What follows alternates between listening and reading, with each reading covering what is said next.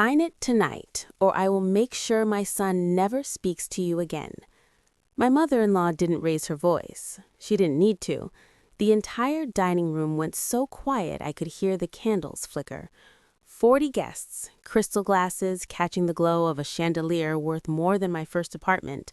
The annual Harrow Family Gala, where Patricia Harrow reminded everyone within 20 feet exactly how powerful she was, and exactly how small the rest of us were. She slid the document across the white linen tablecloth with 2 fingers, like it was something dirty. A post-nuptial agreement, 16 pages of legal language designed to erase me. Sign away any claim to the home I shared with my husband, walk away with nothing, and do it tonight. I picked it up, let my eyes drift slowly across the first page, unhurried, like I already knew what it said. Beside me, my husband Daniel stared at his untouched plate of duck confit. He hadn't looked at me once since we sat down. That told me everything. Across the table, Cassandra, my sister-in-law, watched me with that familiar expression, the one she reserved for things she found beneath her. Her fiancé, Marcus, a corporate attorney handpicked by Patricia like custom furniture, was pretending to be fascinated by his cufflinks. At the head of the table, Gerald cleared his throat. "We think it's the mature adult thing to do, Sophie," he said calmly. Of course he did. Men like him always sounded reasonable right before they cornered you.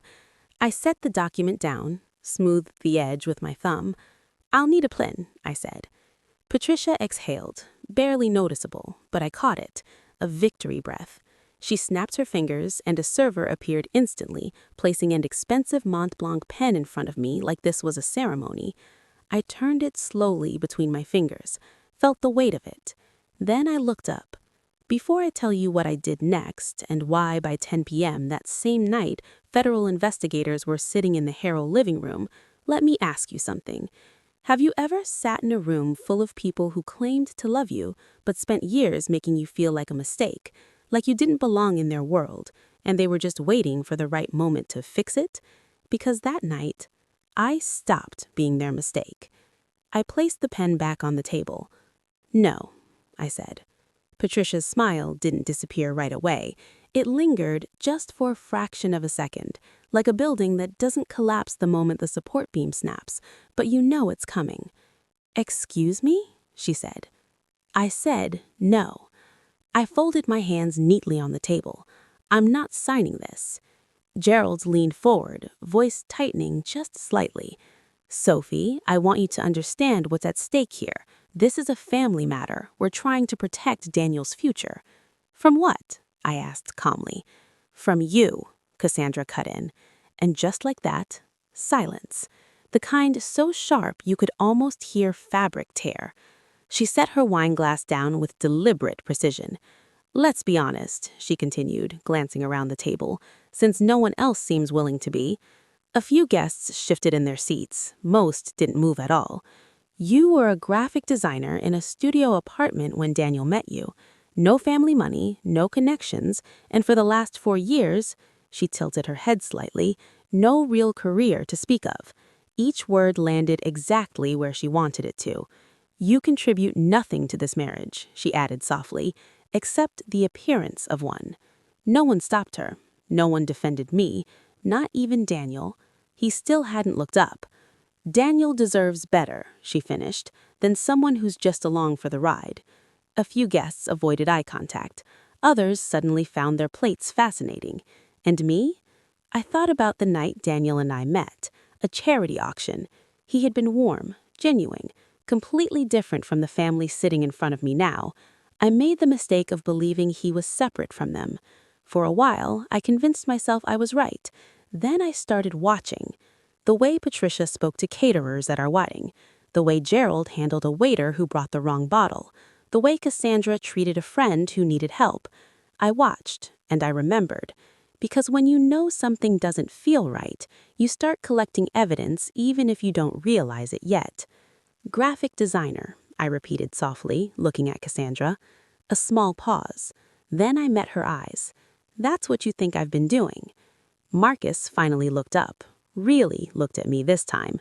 Not casually, not dismissively, carefully. like a man sitting down at a negotiation, suddenly realizing the other side might be holding a very different set of cards.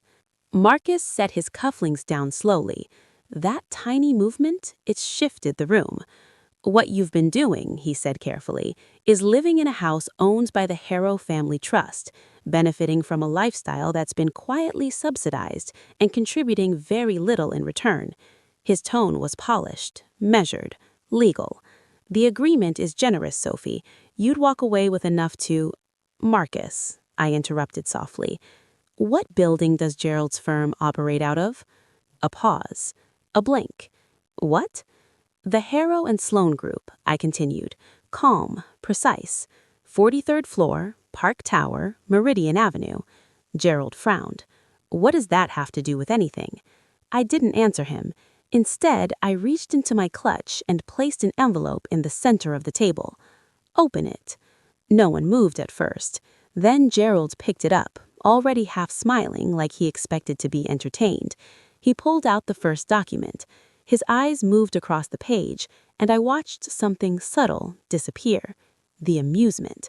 "What is this?" he asked, not a question, a realization. "It's a lease amendment," I said evenly. "Your firm's office space is owned by a property management company called Sterling Neriting and Partners, a beat. That company was acquired 14 months ago by my holding group." Silence. "Callaway Ventures." I leaned back slightly. "That means your landlord is me." You could feel it, the shift, like oxygen leaving the room. "And starting next month," I added, "your lease adjusts to current market value." I paused. 42% increase.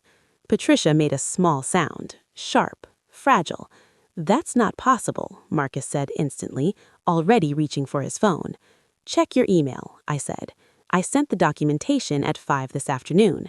Marcus stared at his screen, and just like that, the color drained from his face. "There's a second document," I said. Gerald's hand wasn't steady this time. Not completely. He pulled it out anyway. "The Harrow family holds the mortgage on this house," I continued, voice level, "through a private lender called Eastbridge Capital." Patricia's eyes locked onto mine. Eastbridge liquidated its distressed portfolio 8 months ago, after 2 senior partners were indicted. A beat. Callaway Ventures acquired it. I didn't raise my voice, didn't need to. "I hold the note on this house." Silence. "And you're 4 months behind." No one moved. No one spoke. Patricia stared at me differently now, not with disdain, not even anger, but recognition, like she just realized she'd been studying the wrong version of me for years. "You're lying," Cassandra said, but her voice, thinner now, uncertain. "The documentation is in front of you," I replied. "Have Marcus review it." Daniel finally looked at me, and what I saw in his eyes wasn't shock. It was something quieter. He knew, maybe not everything, but enough. Enough to stay silent when it mattered, enough to let this happen. And that told me everything. I looked away from him. "I want you to understand something," I said calmly, "because what happens next won't make sense without it." I leaned forward slightly. "I didn't become this person tonight." A pause. "I was made." "I was 23, I said. First real client, a regional bank, full brand overhaul. I could still feel it, that mix of fear and possibility. It was enough money to cover 6 months, enough to build something real." I glanced down briefly. I was proud of it. And then I called Patricia. Across the table, her jaw tightened. I exhaled softly, almost smiling at my younger self. I thought if I just tried hard enough, I could build a relationship with her. A few guests shifted uncomfortably. I told her about the contract. A beat. She listened. Silence. The kind you mistake for approval. Then I looked back up. And then she said, I didn't mimic her tone. I didn't need to. "That's a very small client, Sophie." The room felt colder. She told me Daniel's ex had just made partner, national recognition, publications. A pause. Then she reminded me that the bar in this family was very high. I let that sit. Then she hung up. No drama, no yelling, just dismissal. I sat there, holding something I'd worked for, and suddenly it felt like proof that I wasn't enough. I didn't rush the next words. I cried. Simple. Honest. And then I got up and went back to work.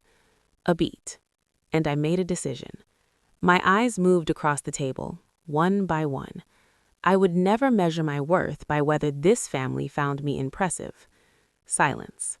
I would build quietly. Another beat, and I would be ready. I leaned back. That day, I said softly, "It's today." Patricia straightened in her chair, composure rebuilding piece by piece. It was almost impressive. "Whatever you think you've done tonight," she said coolly, "it changes nothing." There she was again. Control, narrative. You're still in a failing marriage, in a family that never accepted you. Her eyes sharpened. "And any financial leverage you think you have," she gave a faint smile, "will be fully exposed in court." I nodded slowly. "You're right." A flicker of surprise. "I haven't won anything yet." I picked up my phone, typed one word, sent it. "Now what did you just do?" Marcus said sharply. I set my phone down. "I'd like to counter." Gerald leaned back slightly, watching me differently now. "What kind of counter?" he asked. "I don't want anything from this marriage," I said. Truth. Clear. Simple. I never needed Daniel's money. A beat. And I definitely don't need yours. Silence tightened. "What I want," I continued, "is a clean dissolution. Then, a full accounting of the Harrell Family Foundation." The air shifted instantly. "And a conversation," I added, "about where donor funds have actually gone over the last 3 years. Patricia stood up. Sharp. Immediate. "I want her removed." Her voice cut through the room. "Marcus, call security." But Marcus wasn't dialing security. He was reading something. Processing. "There's a third document," I said. And just like that, no one moved. "The Harrell Family Foundation raised $3.4 million last year," I said. Every guest was listening now, fully. "The stated beneficiary," I continued, "a pediatric oncology unit." A pause. "They received $200,000. Silence. "The remaining $3.2 million," I looked directly at Patricia, "was distributed across 4 private accounts." A beat. 3 of them belong to this family." "That's a lie," Patricia snapped.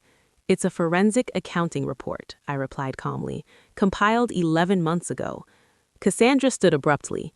"That money was reallocated to operating expenses," I finished. "Yes." I tilted my head slightly. "That's what the amended filing says." A beat. "The one submitted after I retained legal counsel." Marcus lowered his phone slowly. "Patricia," Marcus said quietly, "don't say another word." That was the moment, the exact moment, when power shifted completely. Because when the lawyer tells you to stop talking, it's already over. And then the doorbell rang. "I took the liberty," I said, "of forwarding everything to the state attorney general 3 days ago." Gerald stared at me. "You called the attorney general?" "I also contacted the IRS and a journalist who's been investigating charitable fraud." A beat. "She's outside." I checked the time. It's 9:31. The door opened. 2 investigators walked in, followed by a woman with a notebook already open. And just like that, the Harrell family gala was over. Cassandra looked at me, broken now. "You built all this just to destroy us?" I held her gaze. "I built all of this because I was good at it." A beat. "What happened tonight?" I leaned back slightly. "That was just accounting." Later, standing outside that house, I didn't feel victory. No rush, no triumph, just quiet. The kind that comes when something long overdue finally settles. They thought I was nothing because they never looked close enough to see more. And that was never my failure. Because the most dangerous person in a room is not the loudest, not the richest, not the one in control. It's the quiet one, the one no one pays attention to, the one who's been watching, learning, and waiting.